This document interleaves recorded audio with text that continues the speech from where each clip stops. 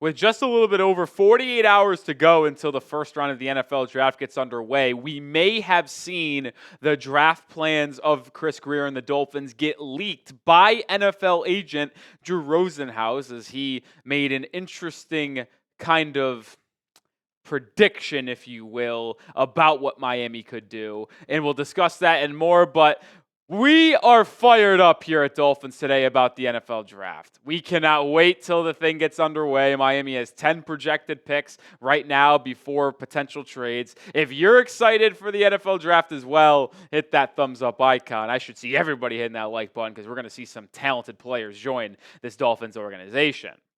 All right, Barry Jackson shared the insight from Drew Rosenhaus, who went on his standard WSVN 7 segment and talked about what made the most sense for the Dolphins picking. And I want this to be very much on the record, for me at least.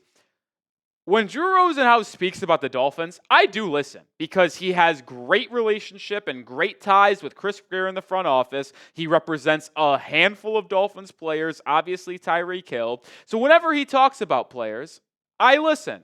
And he said that a corner at 13 and a defensive lineman at 48 seems like the way in the best pathway for the Dolphins. I agree. And I think this is the absolute right path for Miami when it comes to the NFL draft. Listen, Jalen Ramsey's situation is very much in the air. I expect a draft or a trade, if one, to happen after the NFL draft once teams see what happened, what transpired, and what the value of Jalen Ramsey is. And I think Miami probably wants to do the same thing. So taking a Will Johnson or Jahdae Barron in the first round, who are the top two corners on my big board and most every NFL draft analyst and scouts big boards as well, makes a lot of sense for the Dolphins. And then they need a lot of defensive line help as well. So taking one of the better guys in round 2 at pick 48 makes a lot of sense as well. We'll start talking about the corners and look at these two prospects here in just a second.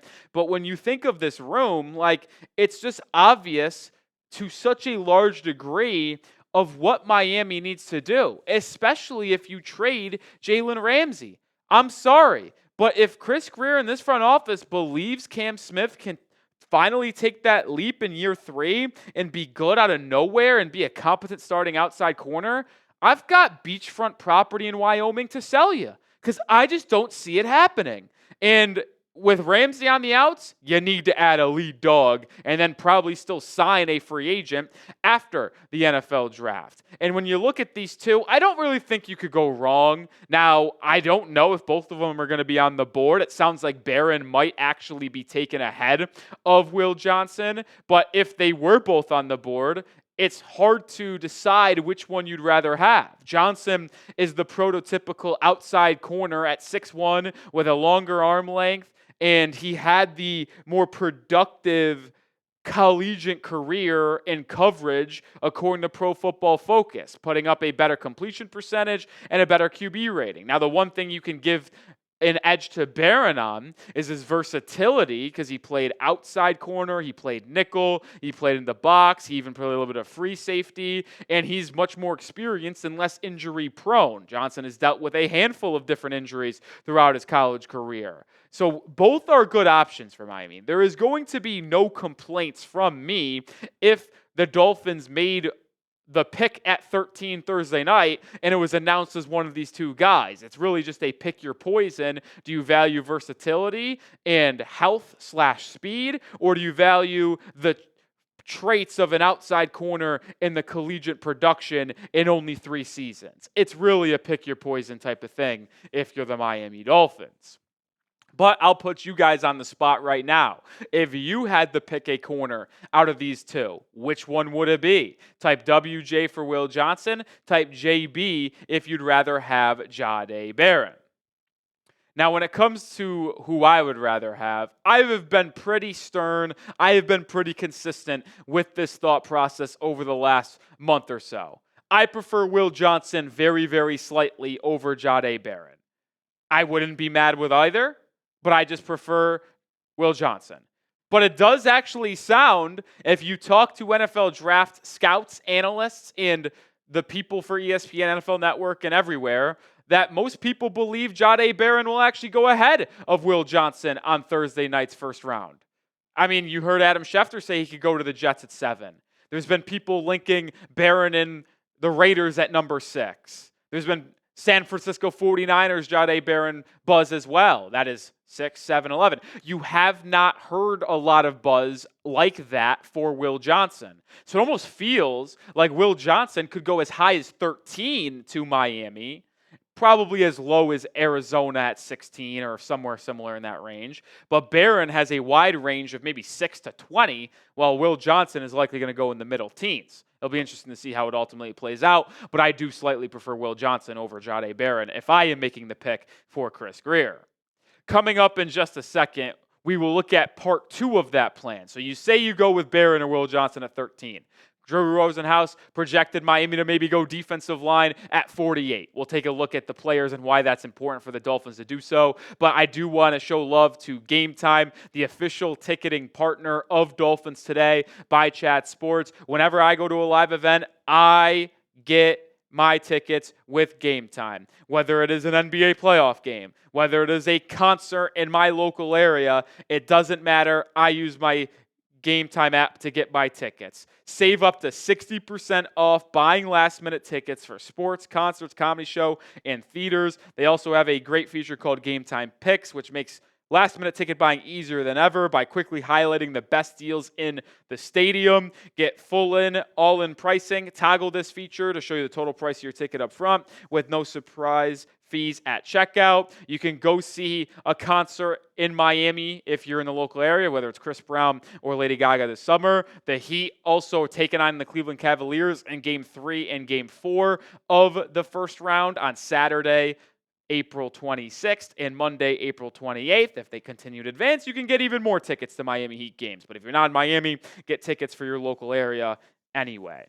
So, get started with GameTime today. Take the guesswork out of buying tickets. Download the GameTime app, create an account, and use code CHATSPORTS for $20 off your first purchase. Terms apply. Again, create an account and redeem code CHATSPORTS for $20 off. Download the GameTime app today. Last minute tickets, lowest price, guaranteed.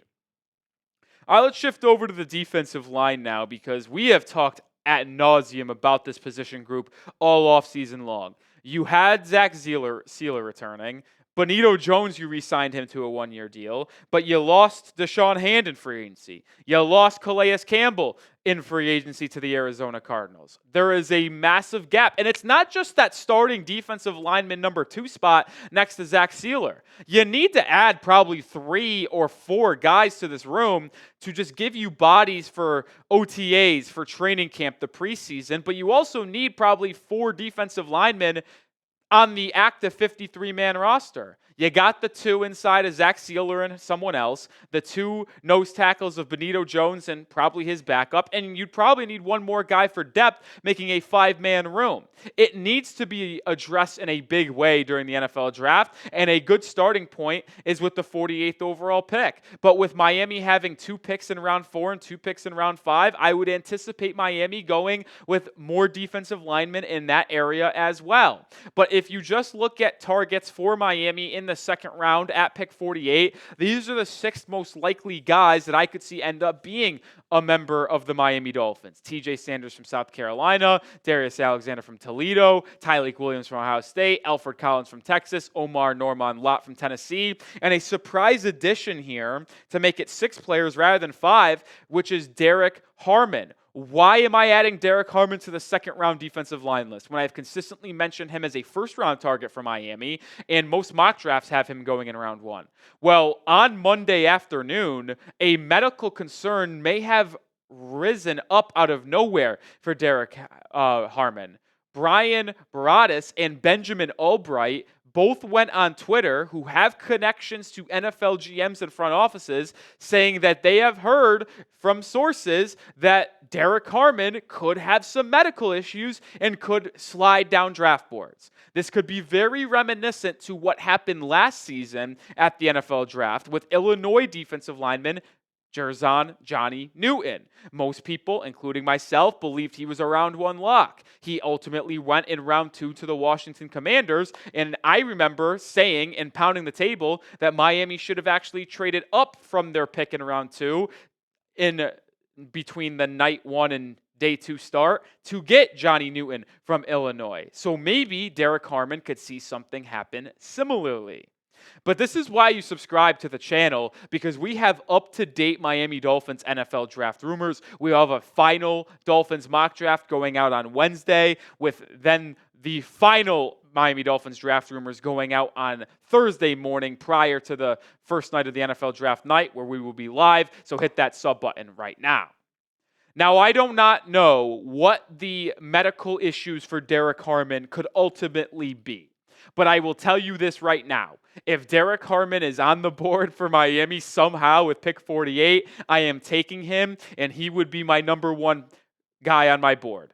We've talked about Donovan Jackson. If he slides from Ohio State, the offensive lineman there, I would put Derek Harmon above Donovan Jackson if somehow both of them slid. But if you take away Harmon and just say he goes round 1 and the medical stuff doesn't actually occur, the top 2 targets for me at pick 48 is TJ Sanders from South Carolina and Darius Alexander from Toledo. Listen, I know a lot of people are going to talk about Tyleik Williams from Ohio State. And a lot of people have mentioned how good of a fit Alfred Collins is for Miami as well. But personally, I think these 2 guys are unworldly, man. Sanders, a little bit undersized, but he has an explosive first step and was productive as hell for a SEC defensive lineman. So yeah, he was undersized, but he was dominant facing some of the best offensive linemen in all of college football. And Darius Alexander, even though he played at a small school, aka Toledo in the MAC, put up ungodly numbers as well. I look at those pass rush win rates and run stop win rates, both ranking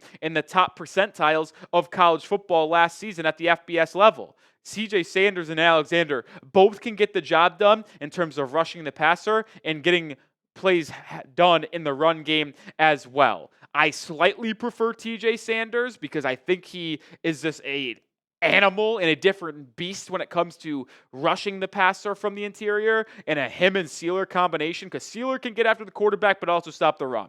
Sanders provides you with that run stopping but also really honing in on that pass rushing. I think both would be fantastic picks, but I do slightly prefer TJ Sanders at pick 48. I think it would be awesome to see any of those 2 guys be a member of the Miami Dolphins. So mine is clearly TJ Sanders, but very slightly over Darius Alexander. Who is your top defensive lineman target in the 2nd round? Is it Sanders? Is it Alexander? Is it Collins? Is it Harmon? Is it Nolan? Let me know your thoughts down in the comment section. I want to tie in and wrap a bow on this video, if you will, because I want to talk about how I believe that draft strategy thrown out by Drew Rosenhaus is extremely smart. If you go with a top corner, which I think this corner class is very up and down, I think there will be a lot of busts. I think there could be some really good players, but it's top heavy. I think it's Barron and Johnson in a tier by themselves, and there's a big tier gap between everybody else. So grab one of those guys in the top tier break. Get one of the better defensive linemen in the 2nd round, because this is a very deep defensive lineman class. And then it sets you up perfectly to go after safety, offensive line, backup quarterback in rounds 3, 4, and 5, where through those 3 rounds, you have 5 picks. And when you think about the offensive lineman that could be available in the 3rd round at 98 or in the 4th round at pick 116 and pick 135, there are good players available.